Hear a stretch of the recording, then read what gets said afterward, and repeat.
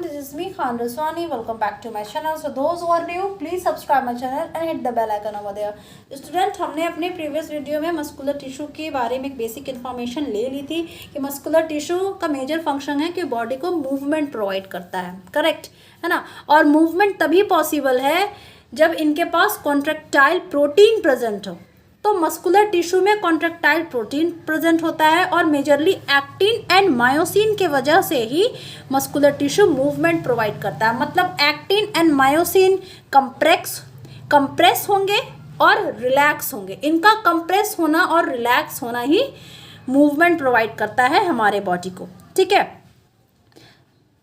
और हमने ये भी जाना था स्टूडेंट कि muscular tissues further divided into 3 types: striated muscles, smooth muscles, cardiac muscles. इस वीडियो में हम स्ट्रेटेड मसल्स के बारे में जानेंगे। So let's begin the video. See, striated नाम ही बोल रहा है स्ट्रेटेड, जिसका मतलब होता है पैटर्न, स्ट्रिप्स, लाइंस या बैंड। आपने जेब्रा क्रॉसिंग देख रखी है ना। जेब्रा क्रॉसिंग में किस तरीके का पैरेलल लाइंस होते हैं, स्ट्रिप्स जैसे होते हैं, है ना। तो ये मसल्स के जो स्ट्रक्चर होते हैं स्टूडेंट, जो आप अगर देखेंगे तो इनमें ऐसा स्ट्रिप्स जैसा पाया जाएगा, इसलिए इनका नाम ही है स्ट्रेटेड मसल्स। अब ये स्ट्रिप्स क्या हैं? ये लाइट एंड डार्क बैंड के स्ट्रिप्स है। ये जो एक्टिन एंड मायोसिन है ना, इनको ही पैरेलली अरेंज करके इस मसल्स में नेचर ने रखा है, जिसके वजह से हमें लाइट एंड डार्क बैंड के स्ट्रिप्स देखने को मिलते हैं। See, entire muscles fibre show alternate dark and light strips, जिसे हम स्ट्रेशंस भी कहते हैं। See, it is result of repeating bands of the protein actin and myosin that are present along the length of myofibrils and sarcostyles। ये myofibrils and sarcostyles क्या है, don't worry, video में discuss करूंगी। फिलहाल आप इतना जान लो, स्ट्रेटेड मसल्स को खुद नाम ही इंडिकेट कर रहा है कि भाई साहब मेरे पास स्ट्रिप्स प्रेजेंट है ना, जो पैरेलली अरेंज है लाइट एंड डार्क बैंड पे, जो मेजरली एक्टिन एंड मायोसिन है स्टूडेंट। सी, लाइट स्ट्रिप्स थिन होंगे, एक्टिन होंगे, डार्क स्ट्रिप्स थिक होंगे, जो मायोसिन होंगे। पिक्चर में देखो, ये ब्राउन कलर का आप देख रहे हो, ये एक्टिन है, ये लाइट स्ट्रिप्स है, और मायोसिन ये डार्क है ना, थिक बैंड है। सी, लाइट याद रखना, लाइट थिन होगा और ये एक्टिन होगा, और जो डार्क होगा वो थिक होगा, जिसे हम मायोसिन कहते हैं, है ना। और जो मैं आप यहाँ पर जिक्र कर रही थी मायोफिब्रिल्स, तो मायोफिब्रिल्स को आप सर्कोस्टाइल भी कह सकते हैं स्टूडेंट, इसे मायोफिलामेंट भी कहते हैं। देखो, ये हो गया आपका स्केलेटल मसल्स, ये स्केलेटल मसल्स है ना। ये जब बोन से अटैच है तो इसलिए हम इस ये स्ट्रेटेड मसल्स है। ये जब बोन से अटैच होगा तो इसलिए हम इसे स्केलेटल मसल्स भी कहते हैं। ओके, ये आपका स्केलेटल मसल्स को अगर मैं जूम करके दिखाऊं तो कुछ इस टाइप का आपको दिखेगा। ये न्यूक्लियस है स्टूडेंट, ओके, ये न्यूक्लियस है ना, जिसे हम मसल्स फाइबर कहते हैं। इसी मसल्स फाइबर में बहुत सारा फाइबर प्रेजेंट रहता है। ये अंदर में आप देख रहे हो ना, बहुत सारा बंडल्स ऑफ मायोफाइबर्स। इसी मायोफाइबर्स अगर मैं बाहर निकाल के दिखाऊं, जूम आउट करके देखो, ये इस तरह दिखेगा। और इस मायोफाइबर्स में बहुत सारे मायोफिब्रिल्स होते हैं प्रेजेंट। और इस मायोफिब्रिल्स को अगर मैं जूम करके दिखाऊं तो ये कुछ इस तरीके का आपको दिखेगा।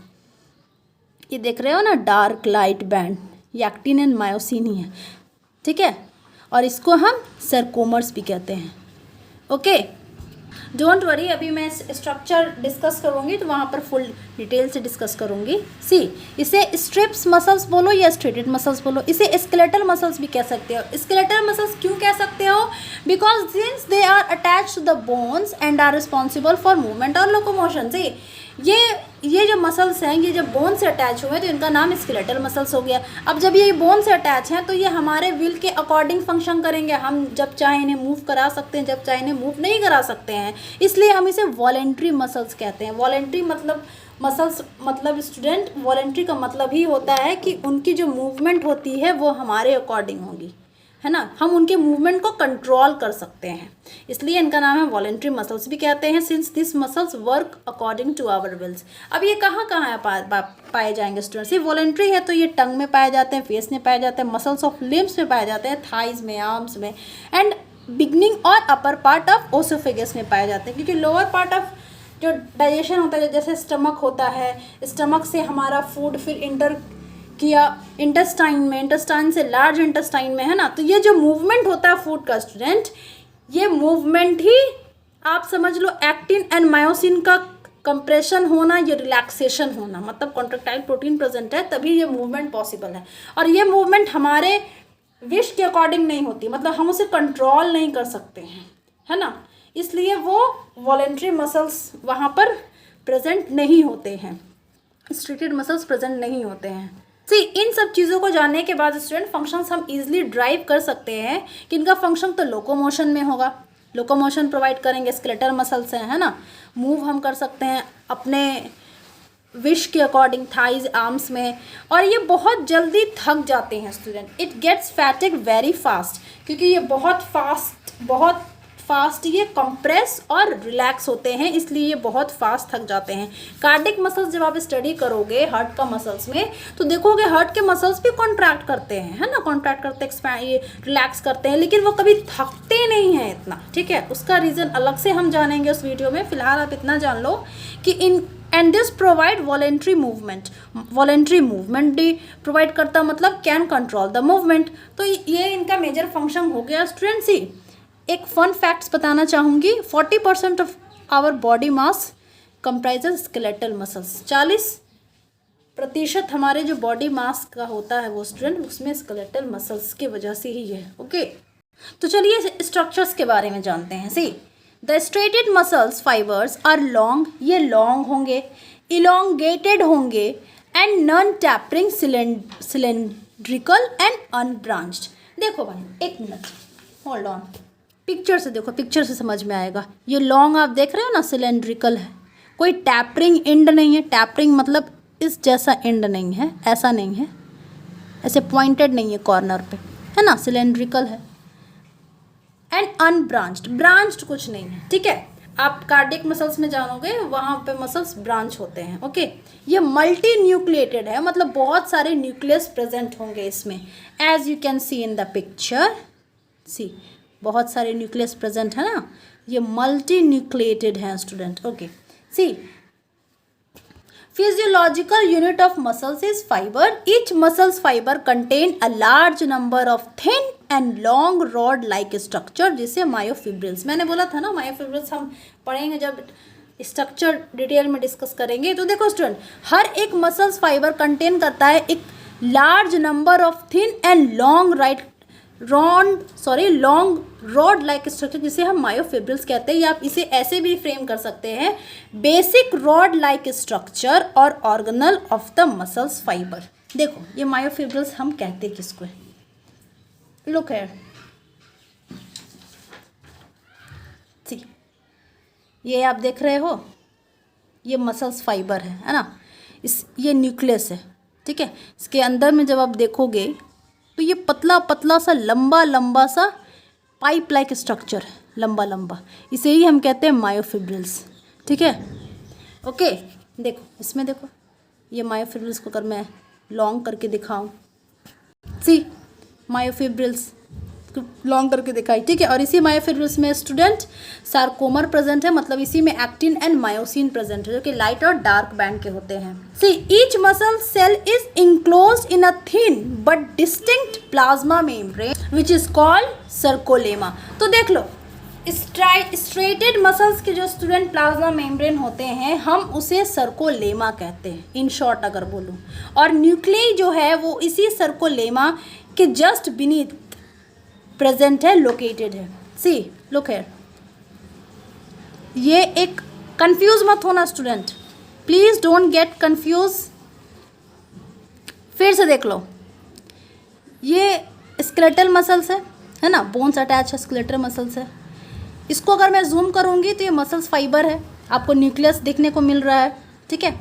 इसको अगर मैं जूम आउट करूंगी, जूम इन करूंगी सॉरी, तो ये जो पतला पतला आप देख रहे हो पाइप लाइक, जिसे हम मायो फाइबर कहते हैं, ये मायो फाइबर कुछ इस तरह का दिखेगा।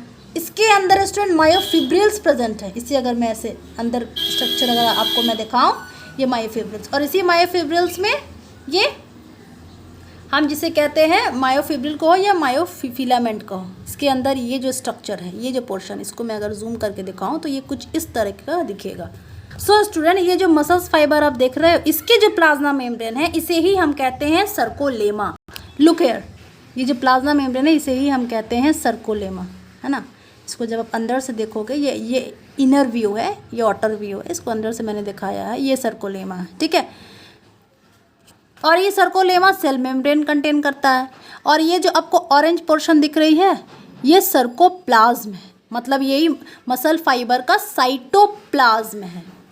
सी, sarcoplasm contain cytoplasm which has large number of mitochondria and nucleus and sarcoplasmic reticulum. जैसे इंडोप्लाज्मिक रेटिकुलम होती है ना स्टूडेंट, वैसे ही मसल फाइबर के पास सर्कोप्लाज्मिक रेटिकुलम है। फंक्शंस मेजरली सेम ही है।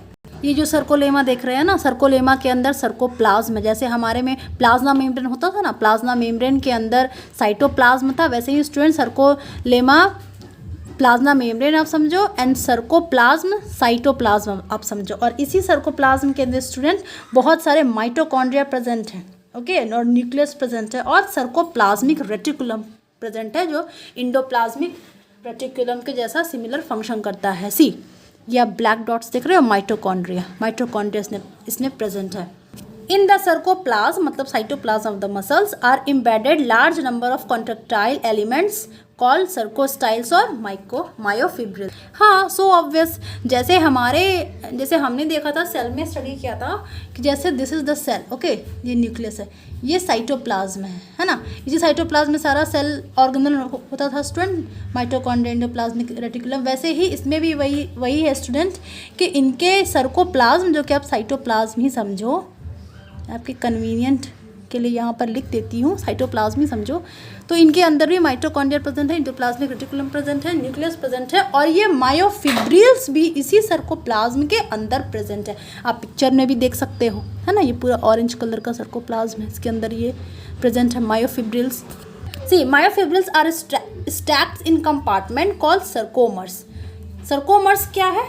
ये एक repeating functional unit of muscles fibre. Very important statement, sarcomeres are the repeating functional unit of muscles fibre. हाँ बिल्कुल, क्यों ना हो, देखो सर्कोमर्स है ना, क्योंकि यही फंक्शनल यूनिट है मसल्स फाइबर का। मसल्स फाइबर का फंक्शन क्या है स्टूडेंट, कि वो मूवमेंट प्रोवाइड करता है। मूवमेंट कैसे प्रोवाइड करता है? क्योंकि उनके पास कॉन्ट्रैक्टाइल प्रोटीन प्रेजेंट है। कॉन्ट्रैक्टाइल प्रोटीन में मेजरली कौन प्रेजेंट है? एक्टिन एंड मायोसिन प्रेजेंट है।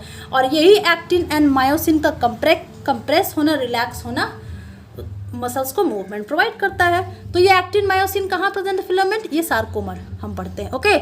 सो these are called repeating functional unit of muscles fibre.